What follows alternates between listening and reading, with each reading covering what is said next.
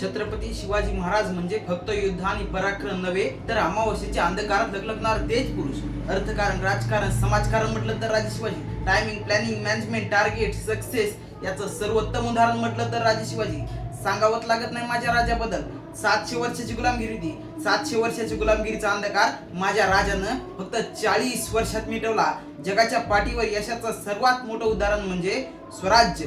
मग आपल्याला प्रश्न पडतो, कसं निर्माण झालं असेल हे स्वराज्य, कसं उभं राहिलं हे स्वराज्य? यासाठी 2025 मध्ये छत्रपती शिवाजी महाराज समजून घ्यायचे असतील तर जावं लागेल इसवी सन 1600 मध्ये. कसा होता काळ, कसा होता महाराष्ट्र, कसा होता या महाराष्ट्रातला माणूस. या मातीत फक्त यवनांचंच राज्य होतं. आदिलशाही, कुतुबशाही, निजामशाही, डच, फ्रेंच, इंग्रज यांच्या अत्याचारानेतली प्रजा ओरफळून निघाली होती. कुणाच्या मनात ताकद नव्हती की दुश्मनांचा नायनाट करावा. पण त्या प्रजेच्या डोळ्यातील अश्रू, त्यांच्या यातना, त्यांच्या वेदना फक्त एकाच माऊलीला दिसल्या आणि त्या माऊलीचं नाव होतं माँसाहेब जिजाऊ. आणि काय म्हटल्या माँसाहेब जिजाऊ? मी देईन या रयतेला राजा, जो राजा निर्माण करेल या मातीत रयतेच माणसाचं स्वराज्य. आणि बघता बघता शिवनेरी गडावर तो सुवर्ण दिवस उजवला. 19 फेब्रुवारी 1630 रोजी शिवनेरी किल्ल्यावर शिवाजी महाराजांचा जन्म झाला.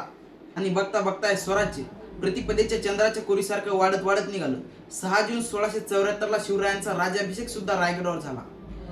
सगळे आले स्वराज्याची राजधानी बघायला. डच, फ्रेंच, इंग्रज, पोर्तुगीज, त्यात एक थॉमस निकोलस नावाचा इंग्रज अधिकारी सुद्धा आला. त्याने संपूर्ण राजधानी बघितली आणि भारावून गेला. काय महाराजांचं मॅनेजमेंट आहे, नियोजन, मॅनेजमेंट, ग्रेट मॅनेजमेंट. त्यावेळेस रायगडवर त्याला 4 हाती दिसले. मग तो प्रश्नात पडला. रायगड तर 4000 फुटाच्या उंचीवर. 4000 फुटाच्या उंचीवर चढताना माणूस नक्की न येतात तर हाती आलेच कसे लागला प्रश्न विचारला. महाराजांनी सांगितलं, ए थॉमस, तू राज्याभिषेकाला आलास ना, चुपचाप कार्यक्रम पाहायचा, जेवण करायचं, निघायचं. ते आमचं पर्सनल प्लॅनिंग आहे. पण न राहून त्यानं माँसाहेब जिजाऊला प्रश्न केला की मला सांगा रायगडावर हाती चालत आलेच कसे? त्यावेळेस माँसाहेब म्हणाले, थॉमस, सोपंच आहे, चालत आले हाती. नाही हो, असं कसं चालत येतील? 4000 फुटाच्या उंचीवर चढताना माणूस नक्की न येतात की मग मला सांगा रायगडावर हाती चालत आलेच कसे? त्यावेळेस माँसाहेबांनी त्याला जे उत्तर दिलं ना, ते माँसाहेबांचं आणि छत्रपती शिवाजी महाराजांचं खरं नियोजन होतं.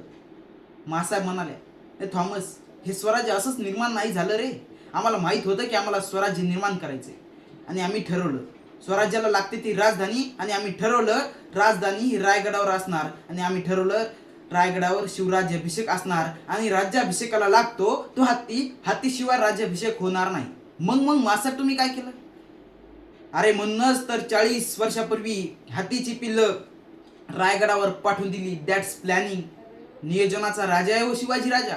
माणूस जेव्हापासून जन्माला आला ना तेव्हापासून नियोजन लागतं. जीवनात यशस्वी व्हायचं असेल तर नियोजन फार महत्वाचं आहे. अरे म्हणूनच तर 350 वर्षापासून आमचा इतिहास ओरडून सांगतोय की आई कशी असावी.